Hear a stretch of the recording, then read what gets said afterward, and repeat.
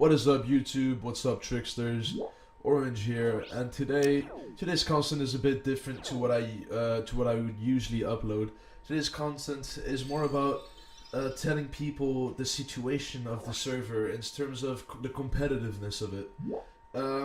As you can see right now, I am entering most of the PvP maps that there are. And the one thing you will notice is that in each and every single map, I am the only player there.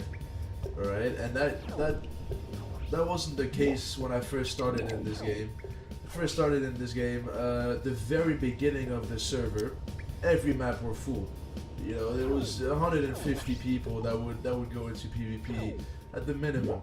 You know, this is a screenshot just to prove it. This is the game master coming up to me telling me that you know, yo, you're number one, you're the highest level, blah blah blah blah. Right, so this is actually just to prove that I was there just as you know, longer than anyone else that is playing right now, or just as long as that person, since I was there since the very beginning. Now I will talk about a few things. I just wanna stress the fact that PvP now is nowhere close to as it was when the server just opened. I mean, when it first started just open, it was intense. There were wars every other day, or like every day, every moment of the day. There were people logged on and fighting because, you know, they were in one guild and the enemy was in another, and that is what a game should be like. That is what a competitive game should be like. And Trickster is not only about competitiveness, and I understand that. And I am a PvP enthusiast. And our admin right now, admin Erin, I know that she probably hates PvP more than anyone else, but that is a horrible characteristic for an admin to have.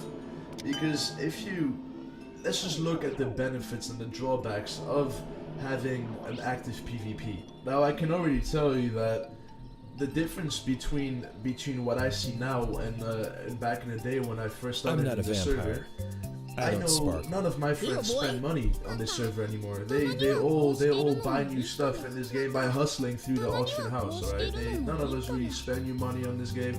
It's all kind of old money that once was spent and that circulates through the auction house. However, I do know at the start, when I was guild leader of Prometheus and Orange, I knew about 10 people that would spend thousands of dollars just to be that number one, just to have the number one health points or the number one magic attack.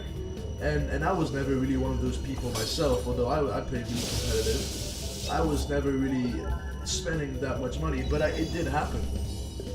So this leads to my point that an active PvP leads to a lot of revenue for the server, because if you look at the way Trickster is structured in terms of gears and everything, you have to pay for a lot, and you don't have to pay for everything. Of course, you can still be a really good character without spending any money.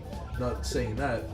I'm just saying that in general, someone has to pay for these things, because you can buy it from a player that does not play competitive. You can sell them golders to get their my shop, or the other way around. So you don't have to spend money to be good, but it definitely does help. And so this is an immediate effect on the server. It gives money for development. It gives money for different things, such as a new coder to help the one coder that we have currently. You know, these are just things which help the server grow overall. Now the second thing is, for players to keep playing a game, you need content. And as a private server, it is very hard for you guys to add new content, because, you know, the game is not anymore in development. But if you look, PvP aside, right? If you look at the highest level content that we have is, okay, so Chaos Tower, we have Chaos Tower. You can complete that quite early on in the game at level 190 or 200. So Chaos Tower, I don't consider that a high level content. Koi and Kronos are probably, you know, don't get me wrong, they are high level content, but you're not going to spend your day hunting the same boss over and over again, right? So that high level content is not, and on top of that, you know, with just one set, you can, you know, once you can beat this Kronos or Koi, you know, it's over and done with. You can beat them every single day, you can do whatever. It's not high level content anymore. because you can defeat him now. There's nothing really for you to work for anymore the moment you can beat him. However, PvP competitiveness, striving to be the number one, this is high-level content that will never change. You will always try to be the number one, and someone else, a new player that that spent I don't know how much money, all of a sudden is rich or whatever, didn't bother to hustle his way through the top. Just the number one spot, what I'm trying to say, can be taken by anyone. If I quit the game right now, I am the number one mercenary. No mercenary can defeat me right now, and I just think that if I were to quit for a month, my spot would easily be taken by someone else. And that is what would strive me to continue playing, right? Maintaining this number one position is what would strive me. It was what would motivate me to keep playing, right? It's not. I'm not afraid that Koi will all of a sudden become stronger and I will not be able to defeat Koi or Kronos anymore. That's not really a high level content in my opinion. So to retain the few players that you actually have, I think it's good to have an active PvP. All right. Now, of course, I have been talking now for about 7 minutes on the benefits of PvP, and I mean there is a drawback, and the only drawback, and correct me if I'm wrong, but the only drawback that I can think of is the drama involved with PvP. But the thing is, PvP drama only affects competitive players. PvP drama only affects the people that enter PvP, right? It sometimes leaks through the forums to competitive, to regular players, but in essence, it just kind of stays in PvP. The only third-party players which are involved with PvP drama without actually playing competitive themselves or needing to are the admins, because these or game masters or whoever takes care of the reports that come from PvP, right? Because I think we can both agree that an active PvP results in a lot of reports being made. I mean, this was seen in the English version of Trickster, seen at the beginning of this server. A lot of reports were made for this and that reason, but I think you can just choose to ignore these things, and that is also why the rule came in. PvP related incidences will not be taken into account, and that is actually the major drawback of PvP. Is not really a drawback for any other third-party players except for the admin. But I mean, if you choose to be an admin, I mean, you're not forced to be an admin. So if you choose to be an admin, that's just part of your job, and you just gotta be the bigger person, and you just gotta choose to ignore it. But what we have currently is an admin that cannot be bothered with the headache involved with PvP, and so therefore has never hosted a PvP event or has never given back to the PvP community, right? And as I've established before, PvPers, competitive players, are the ones which donate the most to the server. So why is it that you listen the least to the players, to the demand of the players which donate the most? That makes no sense to me. As if you're running a business, you're not going to decide to just ignore your main consumers. That doesn't make sense. I study economics and business in college, so I know more about this aspect of life probably than the game master and the admin herself do. But I'm just saying that you cannot successfully run a server, and the same fate as the English version of Trickster will happen to the server if you do not listen to the demand of the highest paying consumers. So with that said, I think I've made really, I don't care how stubborn you are, because I know that Aaron is pretty stubborn.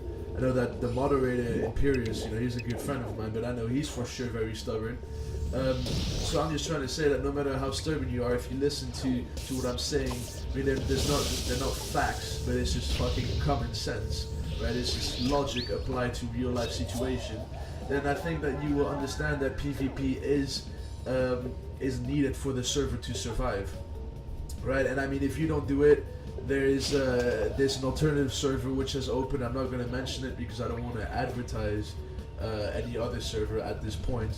But I do know that they will swoop in all of your all of the players. And I mean, it's a shame because that server is obviously a worse server than this one. I mean, that server looks more of a high school project than anything else. You know, there's no chance of anything being updated in that server, and so I know that the future of that server is yeah, the chance of it, you know, still existing in a year from now, that is very small, right? But what I'm just saying is, I really hope that you take what I'm saying here into consideration, and that you will listen to my next video, because next video I have sent a Word document, by the way, to the Game Master. I don't know if he's read it or not. But you know, I will make propositions for creative events, unlike the 1v1 boring ass 1v1 event that we have right now. I have very creative events, which I think with the coding abilities of the one coder we have in the server, I think that it is very possible to implement these events, and they will definitely make PvP active again. And if they do not make PvP active again, which I seriously doubt that would be the case, well, then you'd just be simply giving back to the few competitive players which are left, which have really strong gears and which have spent so much money in this game, so much time, so much effort, and which are just at this moment being completely ignored and just are playing an empty game.